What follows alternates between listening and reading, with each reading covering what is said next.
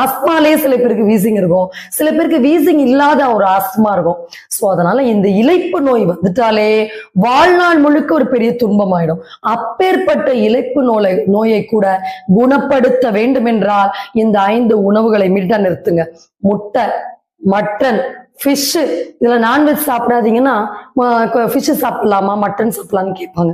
அதனாலதான் நம்ம வரிசையா சொல்றோம். அதே மாதிரி சிக்கன். சோ இந்த 4 உணவுகள், பால், இத கம்ப்ளீட்டா நம்ம சுத்தமா தொடவே கூடாது.